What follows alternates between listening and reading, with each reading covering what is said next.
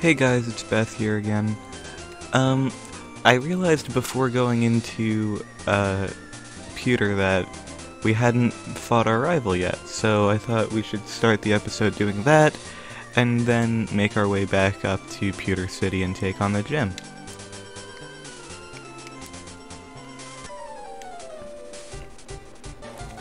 Hey Beth, you're off to the Pokemon League? Forget about it, you probably don't have any badges, do you? The guard won't let you through without them. By the way, did your Pokemon get any stronger? It's weird how this is an entirely avoidable battle that you don't have to do.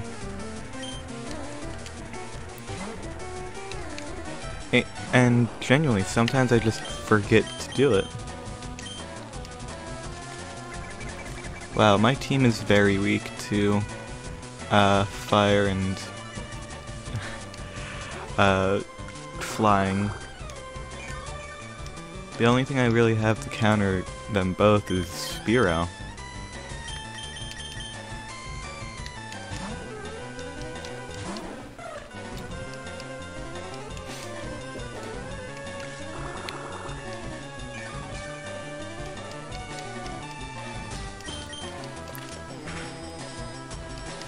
Oh wow.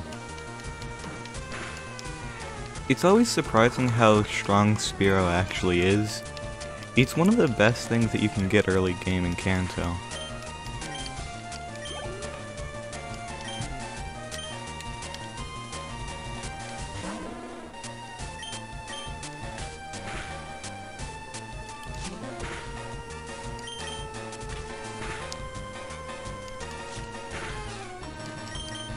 I wonder why it's not going for Ember.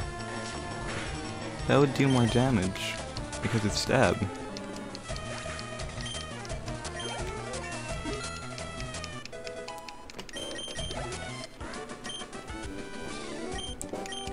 Okay, I'll cut for a moment, that way we can get immediately back to Pewter.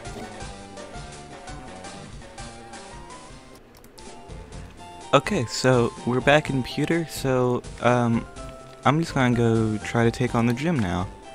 Actually, I should probably get some items first to make sure that I have enough. Yeah, I really need Pokeballs. Yeah, I need to prioritize Pokeballs right now.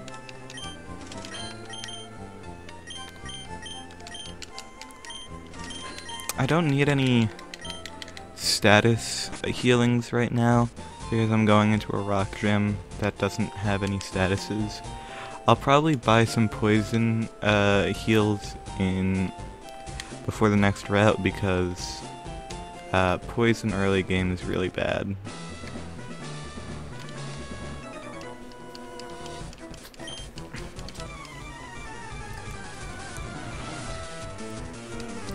To me, this gym kinda just looks unfinished.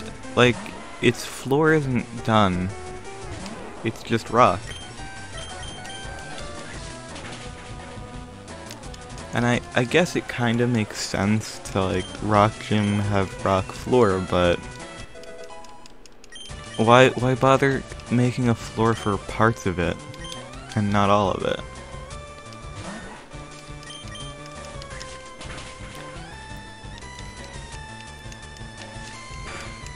Also, because of the Sandshrew, I'm pretty sure there are actually more ground types in this gym than there are rock types. Because every rock type in this gym is also a ground type.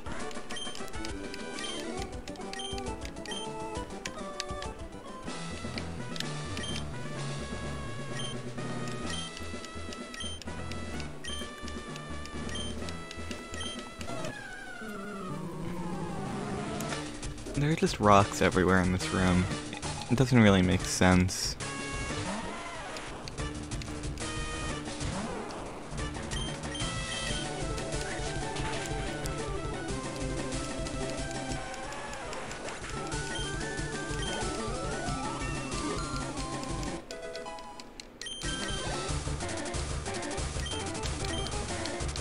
I really like the gym leader battle music in this game.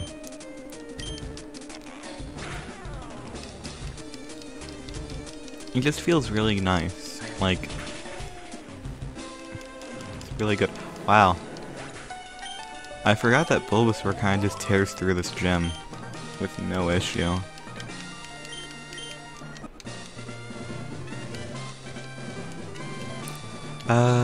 I think I'm going to try to get Bulbasaur up to 15 so that I can evolve into Ivysaur. And then I'll prioritize Spearow probably.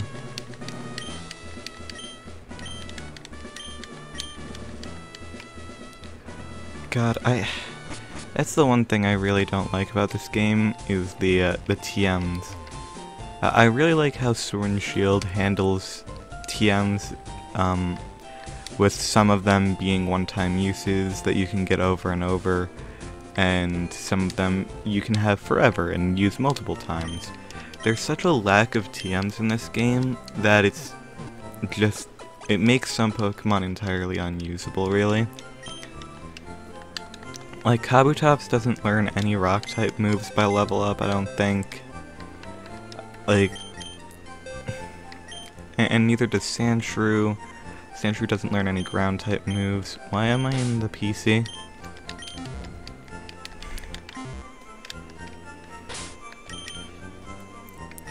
Sorry, idle hands, kinda just autopilot.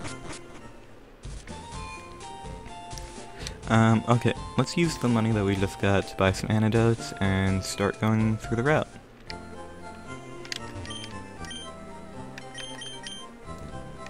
Let's get like 5 of these.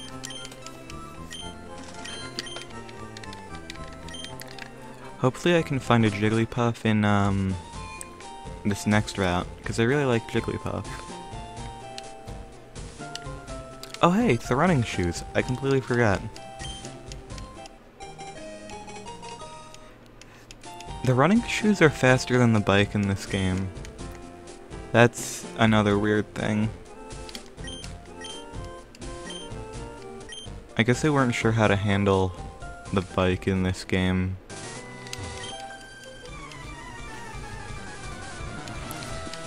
Since, like, in the original Red and Blue you didn't have the ability to run, and you didn't in Gold, Silver, and Crystal either. And then in, Ruby and Sapphire, you had the 2 bikes, one that goes super fast and one that trades speed for precision and acrobatics. It's kinda... They kinda didn't have any experience with just normal bikes and running shoes.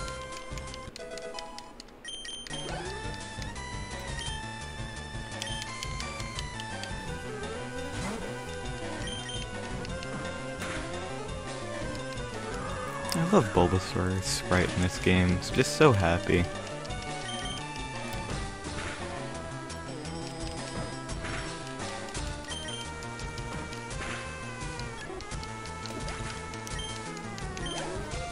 I'm so used to doing a nuzlocke that for a while there, I just completely forgot that we weren't doing one.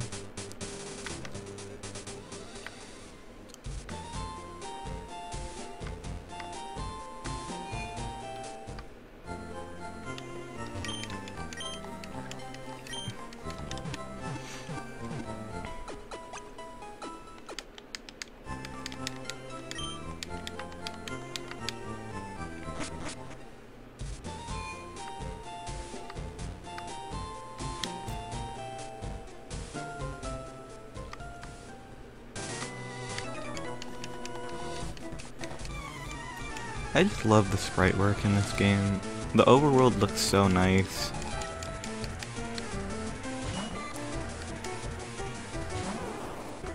This is the most aesthetically pleasing Pokemon.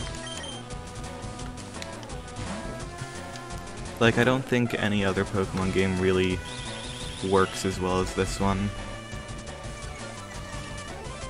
Pokemon Let's Go, Pikachu, and Eevee both have a good aesthetic to them. They're probably still the only 3D Pokemon that actually have any aesthetic to them. The other ones are kind of just 3D models, and that's their entire thing. I mean, Ruby and Sapphire are pretty good with their aesthetic too, but it's not my preference. And Diamond and Pearl is just a weird mix of 3D and sprites, and I don't really get it.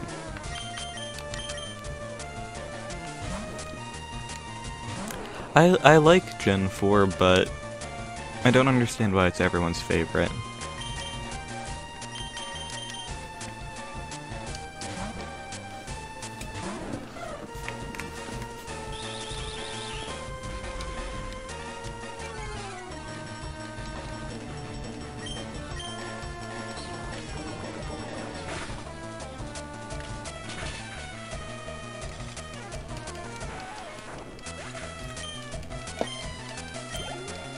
Me and a friend have been going through and doing a soul link of a lot of the games, and we've realized that X and Y is very short, and Black and White is really bad to soul link. There are like 3 encounters before the second gym in Black and White, so if you don't get all of those encounters to line up perfectly, you just won't have a team and it won't go over well. There's just no places to actually get encounters. The same can be said with X and Y, but that's just because there's a lack of routes and substance to X and Y.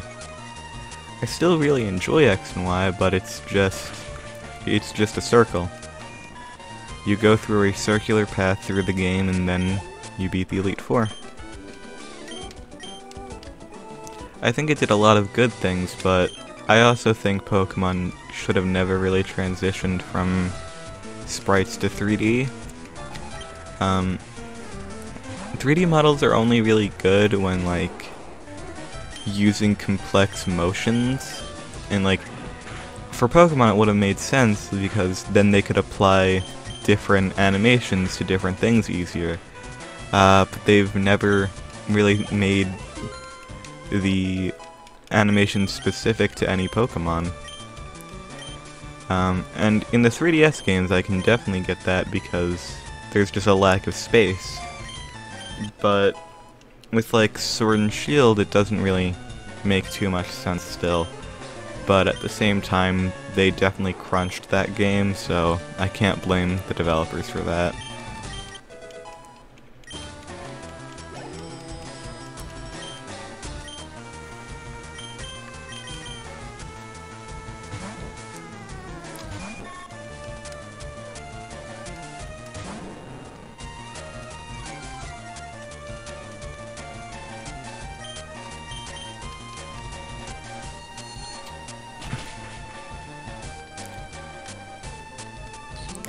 It's a shame that developers have to crunch to meet deadlines because they really shouldn't have to.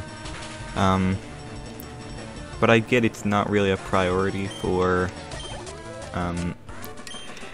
The Pokemon games are probably the least priority for Pokemon because the anime is there just for promotion essentially, so it has to always coincide with everything else. And then the trading card game and toys make so much money that the games are kind of negligible. And they have to keep moving the anime forward that way. They have to keep moving the anime forward that way people don't get bored with it, so they have to keep moving on and on. Which is why there has to be a new game pretty much every 1 or 2 years. I think the only reason there wasn't a new game this year was because of the Sword and Shield DLC. I shouldn't have said this year because I don't even know if this is going to come out in 2020. It may come out early 2021 because I'm trying to record in bulk before uploading. That way I can consistently upload.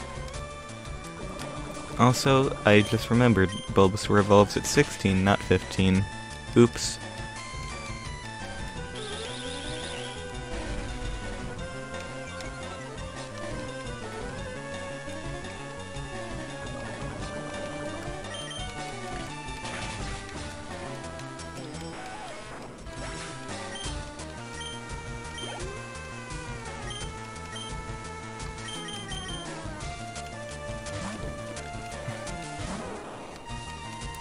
I always regret getting rid of Tackle on Bulbasaur when I get all of the moves I like on it, but at the same time, it doesn't help for too long.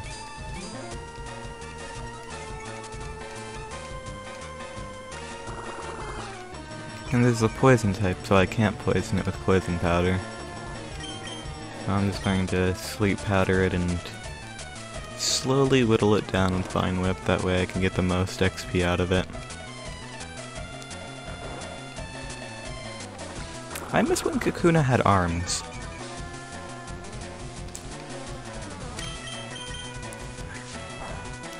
I think a lot of the early designs for the Pokemon were really good, and they should have continued with them, but you know, they just keep moving forward. You gotta. And some designs are better off changed, like I like the changes that they've made to Graveler, I like the changes that they've made to Wigglytuff. Except it's weird because I'm pretty sure Wigglytuff and Jigglypuff for a while, they had green eyes and then they were blue, but then they decided to make the green eyes their shiny one, even though that's what they used to be, I'm pretty sure.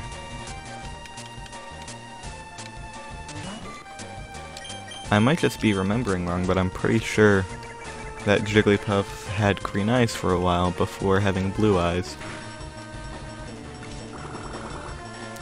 And the white circle on Wigglytuff, that moves all over the gosh darn place. Sometimes it's above the mouth, sometimes it's below the mouth. Regardless, it's round and friend-shaped, so still a very good Pokemon.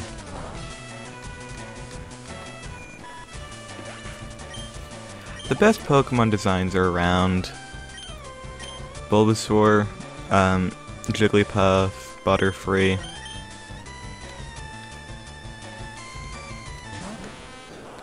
Meowth is a good one too. I like how they have like 3 different versions of Meowth and a Gigantamax form. I really like that.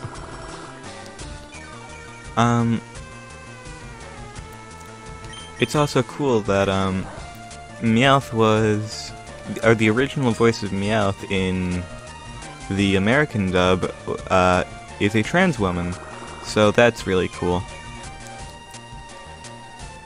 And she used to live around this area. Well, not this area specifically, but relatively close. Because I think it was recorded in either New York or Philadelphia. I think it was probably New York, but there's a college nearby that still, like, every time they host anime conventions occasionally, and occasionally you'll get like the voice of Professor Oak or Brock coming to it, since they kind of just stayed in the area.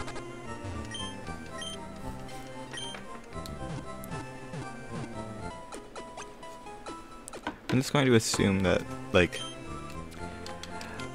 I guess most voice actors would work either in California or New York for, like, American dubbing of it.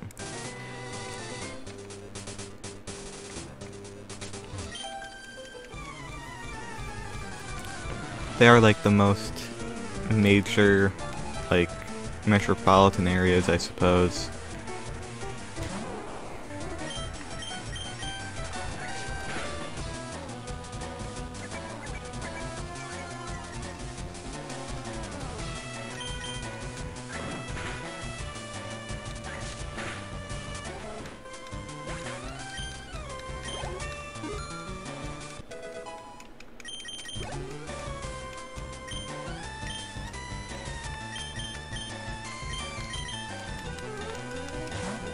Okay, so Bulbasaur should evolve after this battle, so that's gonna be good.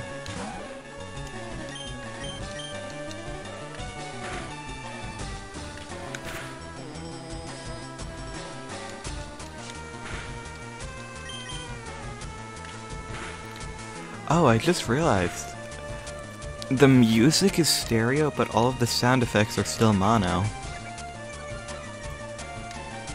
I was wondering why I couldn't hear when my Pokemon attacked.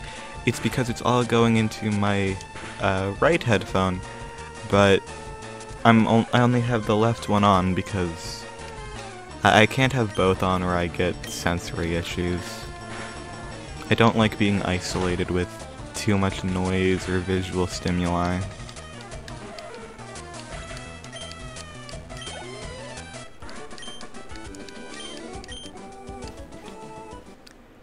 Yay, Ivysaur!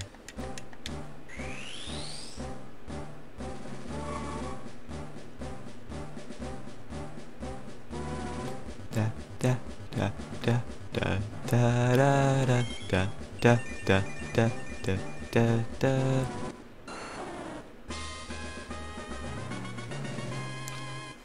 He's an angry boy now. Well, I'm gonna have to update the layout, so hopefully I remember to do that. Yeah, I hope I remember to put in the Ivysaur because I like having everything look nice and be consistent. Oh, I probably should have swapped to put other things out front.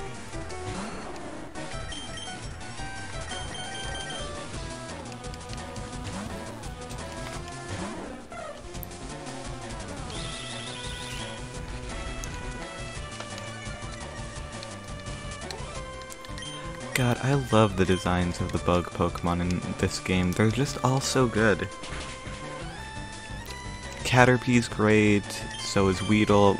Butterfree and Beedrill are amazing. And you have Scyther and Pinsir. They're all great. I'm trying to remember, are there any other bug types outside of, like, those families?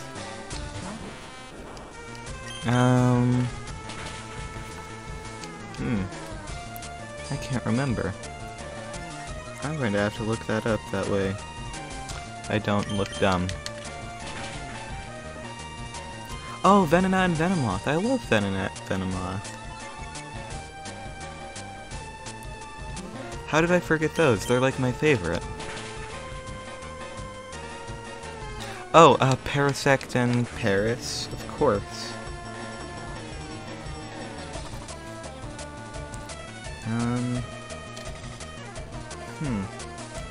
I think that's all of them, though. I mean, there were some more bug types intended for Gen 1 that then came in Gen 2. Gen 2 is essentially just Gen 1, but they finished adding in everything they wanted to because they realized they did have enough space to actually fit all the Pokemon in. That's one of my favorite things, is that if you transfer a Missing No from Red and Blue to Gold and Silver, you can actually get, you can get a Pokemon in, like, a regular Pokemon, like Scizor, because they have the same ID numbers still. I also think it's really cool how, Missing No is, if I remember correctly, it's actually a bird-type Pokemon. It's not flying, it's bird-type. It is water bird. So, it has a unique typing all to itself.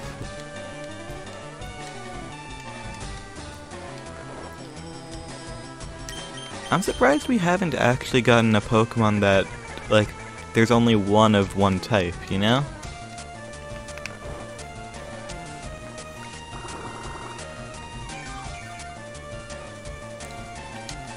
Since, like,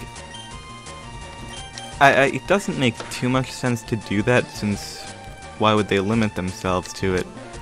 But, at the same time, like, it could make legendaries really unique, or it could make an otherwise mediocre Pokemon, like, something special, you know?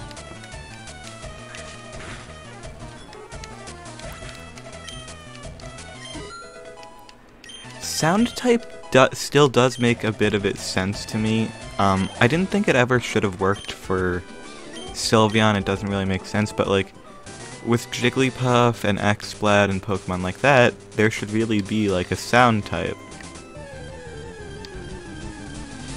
And Celebi should definitely be a fairy type. And I got a Jigglypuff! This is gonna be a bit hard to train because I don't think it has any moves. Uh-oh. Well, bear with me for a moment because I have to wake up so that way I can put it to sleep.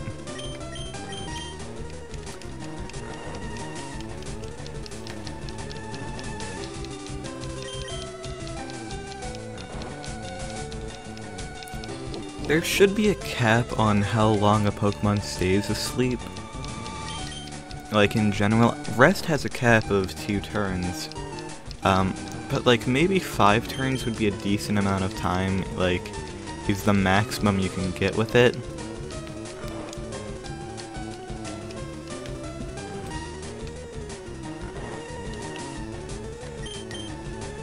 Okay, I don't think I can hurt this any, so I'm just gonna have to throw Pokeballs.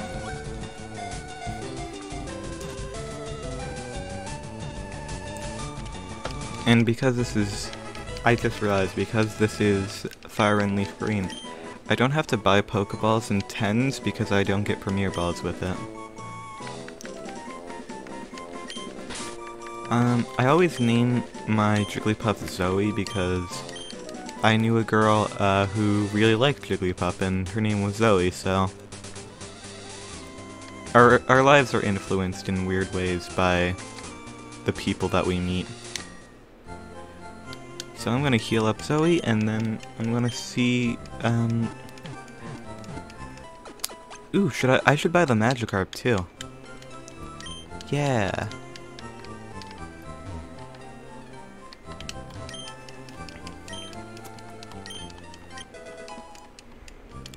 Okay. Hopefully I remember to put both of the... Yay, and it's female too, so I can name it, what I like to. I usually name it, either Sirius or Suyu. Suyu doesn't make as much sense because it's a dragon, not a frog, but I also just really like the name for it. So I'm just gonna... yeah. Okay, hopefully I remember to put their pictures on screen. Yep. Bash... Adamant... Yay, Adamant Gyarados. That's gonna be really good. Well, it's not gonna be great since, it will have no, stab moves that are gonna do a lot that benefit from it because water is special and it doesn't learn any flying moves. But hey, it'll still be really good.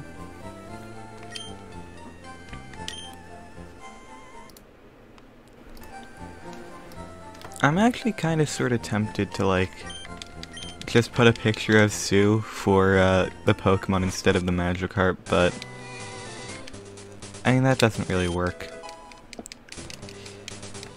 Because if anyone wants to know what the Pokemon actually was, they would just see a frog girl instead. Okay.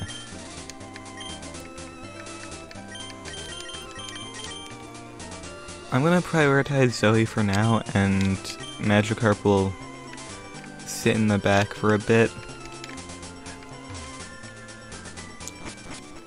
Just because, Gyarados isn't going to be useful for a little bit because of the electric gym.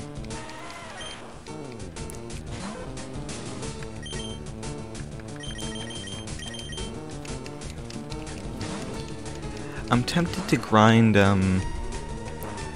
Jigglypuff off screen since it'll take a long time to switch train her up.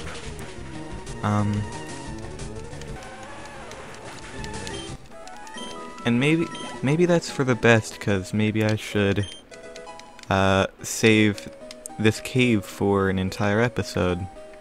So, yeah, I might do that. I think I'm going to train Zoe up to level 10, and then see you in the next episode. Thank you for watching.